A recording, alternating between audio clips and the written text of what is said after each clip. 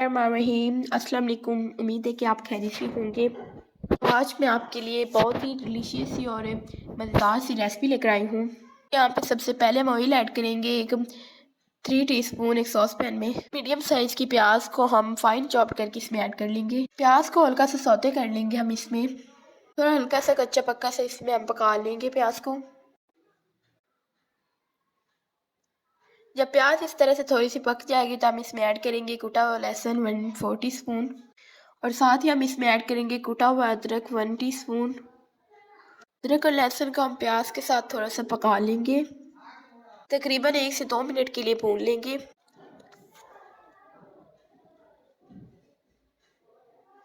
अब हम यहाँ पे कीमा ऐड करेंगे 250 ग्राम। यहाँ पे मैं बीफ मील्स ऐड कर रही हूँ, आप यहाँ पे चिकन मील्स या मटन मील्स भी कर सकते हैं।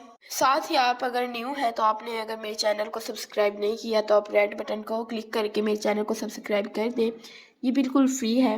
यहाँ पे मैंने कीमे को जो अच्छे से भून लिया है तो यहाँ पे हम इसमें ऐड करेंगे टमाटर। यहाँ पे मैंने 2 बड़े साइज़ के टमाटर के छिलके उतार के इसको छोटे साइज़ में कट कर लिया है। हम इसमें ऐड करेंगे मसाले। सबसे पहले red chilli powder 1/2 teaspoon, chilli flakes 1/2 teaspoon. साथ ही हम इसमें ऐड करेंगे ब्लैक पेपर पाउडर 1/2 टीस्पून, यानी कि हल्दी तकरीबन हम इसमें ऐड करेंगे 1/8 टीस्पून। इसको अच्छी तरह से मिक्स कर लेंगे। अब हम इसमें ऐड कर लेंगे मटर यानी कि ग्रीन पीस 1/2 कप।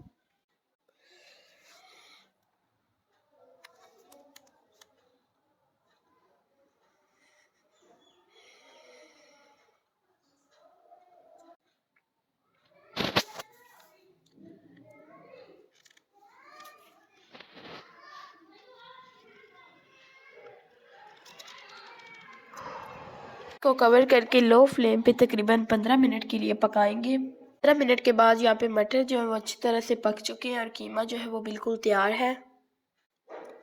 इसके बाद हम इसमें ऐड करेंगे शिमला मिर्च। यहाँ पे मैंने शिमला मिर्च ऐड कर दी है, इसको इस तरह से कट कर लीजिएगा। तकरीबन 1 शिमला मिर्च मेरे पास थी। साथ ही मैंने यहाँ पे नमक लिया है 1 टीस्पून और साथ ही इसमें ऐड करेंगे red chilli 1 teaspoon, soya sauce 2 teaspoon इसमें ऐड करेंगे, व्हाइट विनेगर 1 टीस्पून। अच्छी तरह से हम इसको मिक्स कर लेंगे।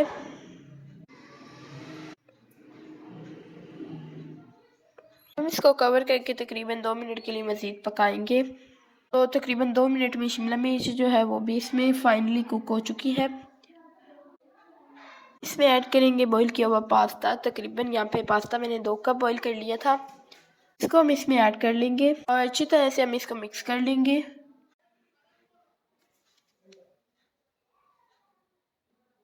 हम इसको कवर करके 2 मिनट के लिए पकाएंगे लो आंच पे। जैसे दम वाली आंच होती है बिल्कुल इसी आंच पे। पास्ता बीफ के फ्लेवर को अपने अंदर अब्जॉर्व कर लेगा। बहुत ही मज़ेदार सा हमारा पास्ता तैयार है, बहुत ही यमी लगता है, इसका फ्लेवर सबसे अलग है। तो जी रेडी है हमारा बहुत ही डिलीशियस और मज़ेदार सा पास्ता।